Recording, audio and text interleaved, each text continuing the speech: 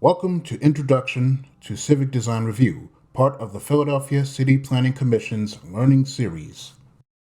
In this video, you will learn the purpose of Civic Design Review and the kinds of projects that get a Civic Design Review.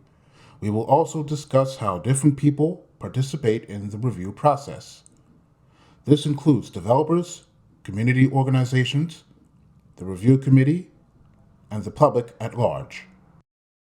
Before Civic Design Review was implemented, there was no consistent way to review large development projects. Sometimes developers met with the local community, sometimes they did not.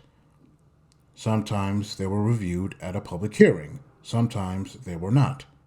There were concerns that the community did not always have a voice and critical design issues were not being discussed. City Council and the city worked together to change them. They created Civic Design Review with clear rules for community engagement in public design reviews. The rules include requirements for community participation and an evaluation of how the project will affect the public realm. What is the public realm? It includes the parts of a development that affect the appearance and character of the surrounding community. This includes the sidewalks, streets, parking, open spaces, landscaping, what the building looks like, and more. The CDR committee will evaluate these and make recommendations for improvements.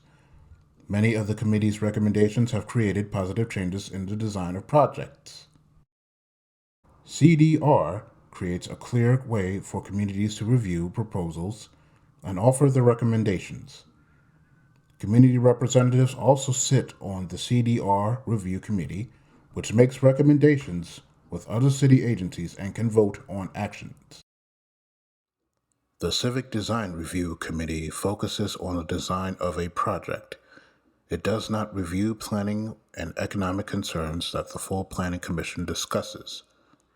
These include zoning refusals, the cost of housing, and plans or policies that cover a whole neighborhood or the entire city.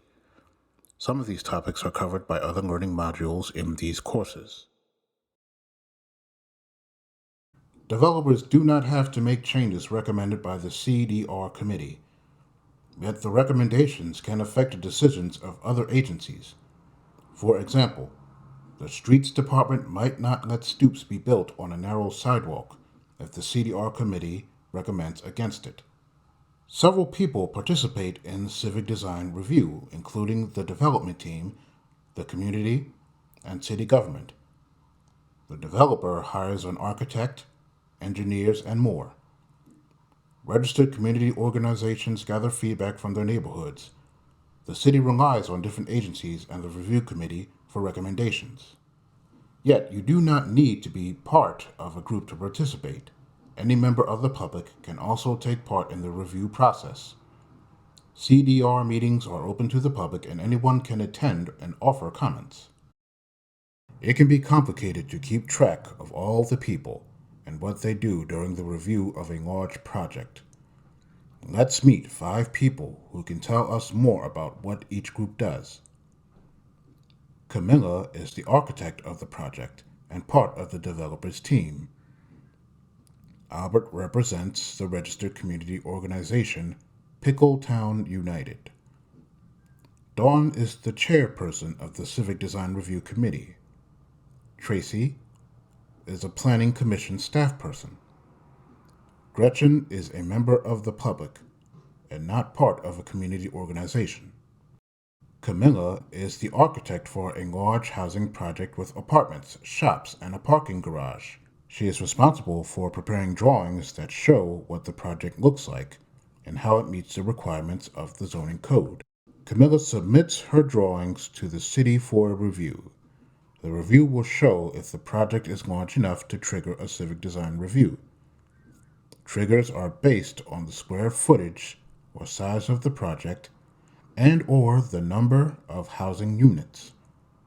This can include a block of new row homes in a residential neighborhood, as well as new office towers and housing high-rises in Center City. If large enough, licenses and inspections will inform the development team and a civic design review is required.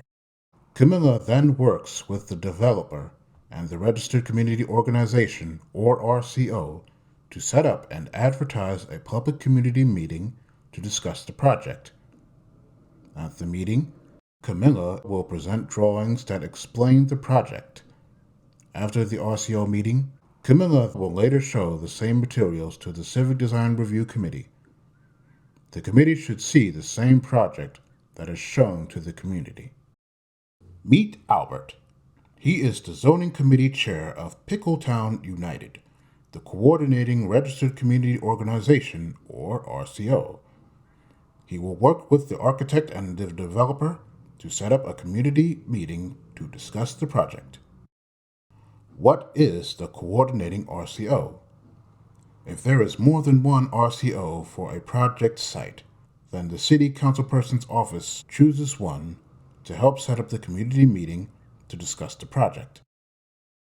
All RCOs with that project site in their boundaries are invited to the meeting, and it is open to any member of the public. Albert, as a member of the coordinating RCO, is also responsible for a letter to the Planning Commission confirming that the community meeting took place.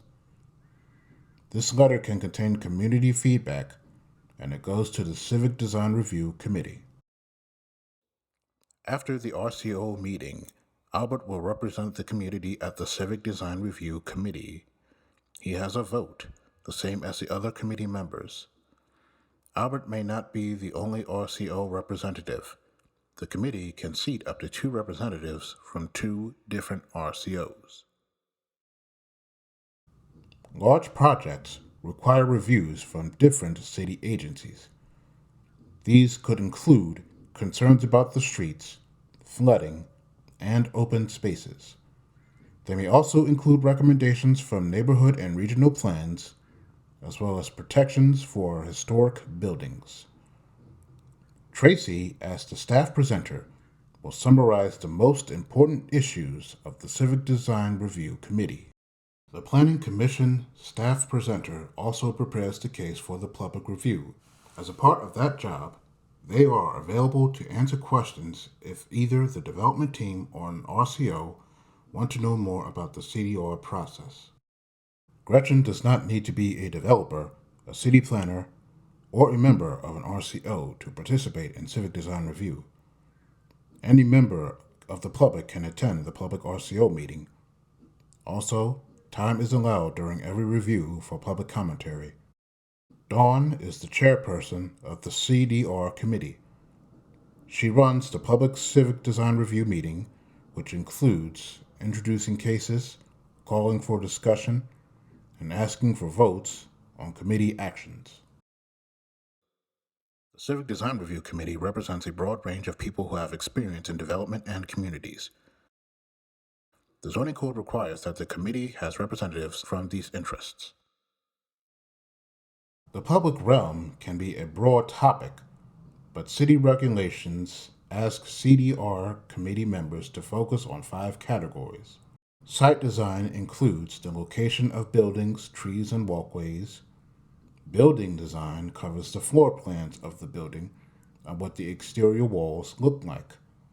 This includes the size of windows and the color of building materials such as brick and metal panels. Parking design describes the driveways and where the cars and loading trucks are parked. Public open spaces covers the parks, plazas, and courtyards that anyone can enter and enjoy. Sustainable design includes the steps taken to conserve energy, manage heavy rainfall, and reduce the heat caused by concrete and asphalt. Using these categories, the committee makes recommendations to benefit the site's users and surrounding community in as many ways as possible. A Civic Design Review meeting will have a presentation on the project, followed by testimony from the RCOs and the general public. This will lead into a committee discussion where they make recommendations for improvements. After the discussion, Dawn, as the committee chairperson, will ask the review committee to take 2 votes. The first is to vote on the recommendations they wish to make to the development team and other city agencies. The second vote is for projects that are being seen for the first time. The CDR committee can ask a project to return for a second and final review. Projects can be seen up to 2 times. For projects being seen the second time, there is no second vote. Their CDR process is concluded after the committee confirms their recommendations. What happens after the CDR process is complete? Civic Design Review is advisory. Development teams do not have to follow their guidance. That the Planning Commission does send CDR recommendations to other city agencies, such as the Zoning Board of Adjustment. These agencies have more authority to direct the design of a project. Several projects have made positive design changes in response to the CDR process. These have included improvements in site plans, building designs, sidewalks, and more.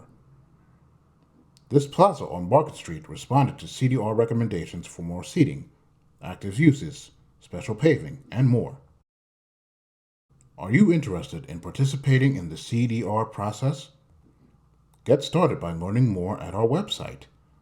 Also, watch the Civic Design Review agendas for proposed projects in your area and weigh in at the public meetings. Your community planner on the Planning Commission staff will also be able to help you with all these and more, so feel free to reach out. In this video, you learned about what is Civic Design Review, what is the purpose of Civic Design Review, what kinds of projects get a review, and who participates in the process. Thank you for watching this presentation on Civic Design Review in Philadelphia. Don't forget to like and subscribe if you found this useful. And don't forget to check out the other videos in this series.